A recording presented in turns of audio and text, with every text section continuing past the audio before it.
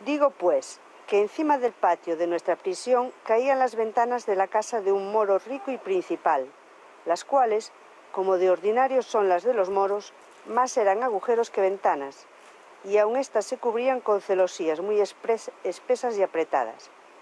Acaeció pues que un día, estando en un terrado de nuestra prisión con otros 3 compañeros, haciendo pruebas de saltar con las cadenas por entretener el tiempo, estando solos porque todos los demás cristianos habían salido a trabajar, alcé acaso los ojos y vi que por aquellas cerradas ventanillas que he dicho parecía una caña, y al remate de ella puesto un lienzo atado, y la caña se estaba blandeando y moviéndose, casi como si hiciera señas que llegásemos a tomarla. Miramos en ello y uno de los que conmigo estaban fueron a ponerse debajo de la caña por ver si la soltaban o lo que hacían, pero así como llegó, alzaron la caña y la movieron a los 2 lados, como si dijeran, no con la cabeza. Volvióse el cristiano y tornaron a bajar y a hacer los mismos movimientos que primero. Fue otro de mi compañero y sucediéndole lo mismo que al primero. Finalmente fue el tercero y avínole lo que al primero y al segundo. Viendo yo esto, no quise dejar de probar la suerte, y así como llegué a ponerme debajo de la caña, la dejaron caer, y dio a mis pies dentro del baño. Acudí luego a desatar el lienzo, y en el cual vi un nudo, y dentro de él venían 10 cinaís, que son unas monedas de oro bajo que usan los moros, que cada una vale 10 reales de los nuestros. Si me holgué con el hallazgo, no hay para qué decirlo, pues fue tanto el contento como la admiración de pensar de dónde podía venirnos aquel bien, especialmente a mí, pues las nuestras de no haberse querido soltar la caña sino a mí, claro decían que a mí se hacía la merced. Tomé mi buen dinero, quebré la caña, volvíme al terradillo, miré la ventana y vi que por ella salía una muy blanca mano, que las abrían y cerraban muy apriesa.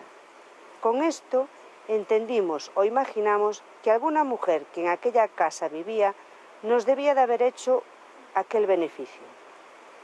Y en señal de que lo agradecíamos, hicimos zalemas a uso de moros, inclinando la cabeza, doblando el cuerpo y poniendo los brazos sobre el pecho.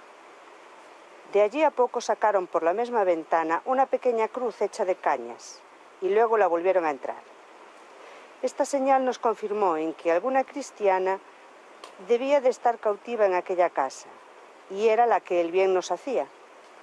Pero la blancura de la mano y las hojarcas que en ella vimos nos deshizo este pensamiento, puesto que imaginamos que debía de ser cristiana renegada, a quien de ordinario suelen tomar por legítimas mujeres sus mismos amos, y aún lo tienen a ventura, porque las estiman en más que las de su nación.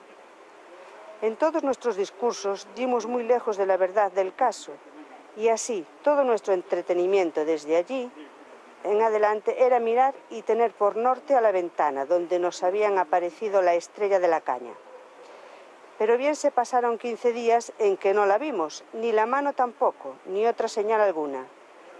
Y aunque en este tiempo procuramos con toda solicitud saber quién en aquella casa vivía y si había en ella alguna cristiana renegada, jamás hubo quien nos dijese otra cosa, sino que allí vivía un moro principal y rico, llamado Agui Morato, alcaide que había sido de La Plata, que es oficio entre ellos de mucha calidad.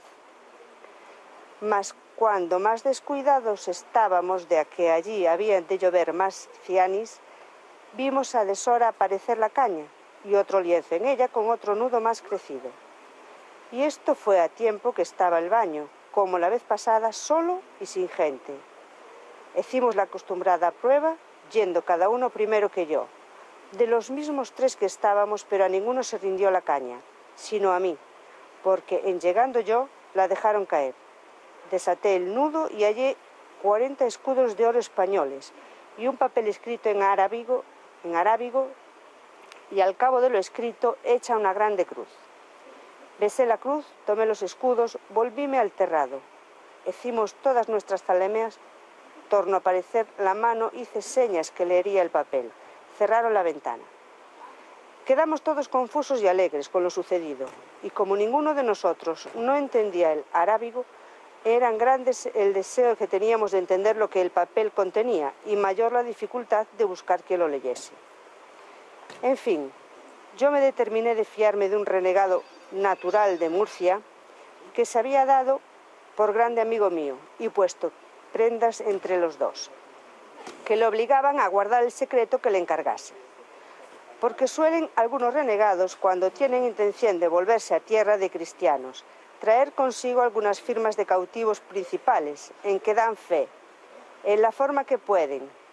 Como el tan renegado es hombre de bien y que siempre ha hecho bien a cristianos y que lleva deseo de huirse en la primera ocasión que se le ofrezca. Algunos hay que procuran estas fees con buena intención, otros se sirven de ellas acaso y de industria, que viniendo a robar a tierra de cristianos, si a dicha se pierden o los cautivan, sacan sus firmas y dicen que por aquellos papeles se verá el propósito con que venían, el cual era de quedarse en tierra de cristianos, y que por eso venían en corso con los demás turcos. Con esto se escapan de aquel primer ímpetu y se reconcilian con la Iglesia, sin que se les haga daño, y cuando ven la suya se vuelven a Berberia, a ser lo que antes eran. Otros hay que usan de estos papeles y los procuran con buen intento y se quedan en tierra de cristianos. Pues uno de los renegados que he dicho era este mi amigo, el cual tenía firmas de todas nuestras camaradas, donde le acreditábamos cuanto era posible. Y si los moros le hallaran estos papeles, le quemaran vivo. Supe que sabía muy bien arábigo, y no solamente hablarlo, sino escribirlo. Pero antes del todo me declarase con él, le dije que me leyese aquel papel, que acaso me había hallado en un agujero de mi rancho. Abrióle y estuvo un buen espacio mirándole y construyéndole, murmurando entre los dientes. Preguntéle si lo entendía, díjome que muy bien, y que si quería que me lo declarase palabra por palabra, que le diese tinta y pluma, porque mejor lo hiciese. Dímosle luego lo que pedía y él poco a poco lo fue traduciendo, y en acabando dijo: todo lo que aquí en romance, sin faltar letra, es lo que contiene este papel morisco, y hase de advertir que a donde dice Lela Marién, quiere decir Nuestra Señora la Virgen María. Leímos el papel y decía así: cuando yo era niña, tenía mi padre una esclava, la cual en mi lengua me mostró la zala cristianesca, y me dijo muchas cosas de Lela Marién. La cristiana murió, y yo sé que no fue al fuego, sino con Alá, porque después la vi 2 veces, y me dijo que me fuese a tierra de cristianos a ver a Lela Marién, que me quería mucho. No sé yo cómo vaya, muchos cristianos he visto por esta ventana, y ninguno me ha parecido caballero sino tú.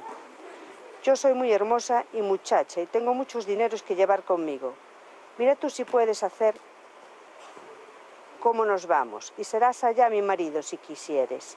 Y si no quisieres, no se me dará nada, que Lela Marién me dará con quien me case.